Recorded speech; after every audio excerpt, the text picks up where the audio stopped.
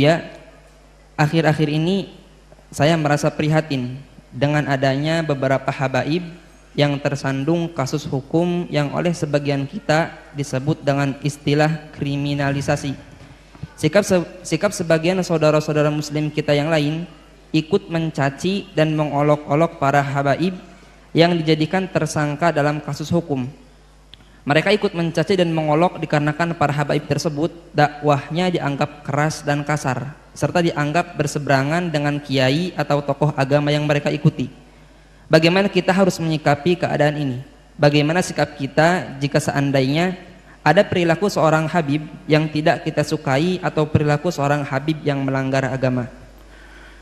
Habaib atau kaum asyraf sadah adalah orang-orang yang dipilih oleh Allah dengan nasab mulia, yaitu nasab sambung dengan baginda Nabi Muhammad SAW melalui Sayyidat Fatimah Az-Zahra.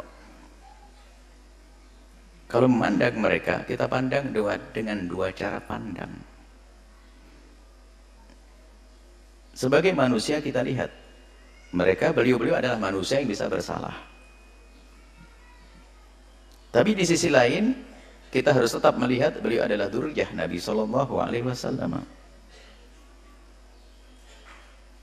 Kalau mereka melakukan kesalahan, jangan sampai kita menjadikan merendahkan kehabaibannya. Naudzubillah. Kadang muncul kebencian di hati kita. Habib. Ini sudah ada muncul kebencian. Kalau dia salah, kita katakan salah sebagai manusia. Tapi jangan dihubung-hubungkan dengan istilah habaib. Karena kalau kita menyebut dengan nada merendahkan kalimat habaib, kita akan merendahkan sesuatu yang sambung dengan Nabi SAW. Kita tegur dia salah, tapi nggak usah karena habaibnya tuh habaib, nggak usah seperti itu. Seperti ada kebencian di hati kita dengan ahli bait Nabi, hati-hati, Nabi tidak akan menengok kita, tidak akan melihat kita. Kalau beliau bersalah, tentu kita wajib mengingatkan. Bahkan kewajiban kita mengingatkan beliau lebih daripada kita mengingatkan yang lainnya. Kenapa? Karena kita mengambil hidayah daripada kakek beliau. Kenapa di saat cucu baginda Nabi melakukan salah kok kita diam-diam saja? Tapi jangan sampai kita mencaci, mengolok, merendahkan karena dia habaib. Awas, hati-hati itu. Pandang dia salah kita ingatkan. Kalau kesalahannya jangan ditiru, jelas itu. Tapi jangan sampai ada kesan habib tuh. Akhirnya kita merendahkan nasab mulia baginda Nabi SAW. Saat itu kita akan runtuh menjadi rendah. Pandang dengan dua cara pandang. Jika salah dia manusia, sesuai dengan prosedur bagaimana meluruskan kesalahan yang benar. Tentunya bukan dengan bermacam caci maki dan sebagainya. Kemudian jangan dihubung-hubungkan dengan masalah nasab tadi. Nasab mulia itu pilihan dari Allah. Nggak bisa, orang minta pun nggak bisa dapat. Itu sudah dipilih. Beliau punya nasab sambung kepada Rasulullah SAW. Jangan sampai kita merendahkan kehabaibannya itu. Berarti kalau kita merendahkan kehabaibannya, kita merendahkan nasab mulia. Hati-hati. Kalau salah, kita tegur.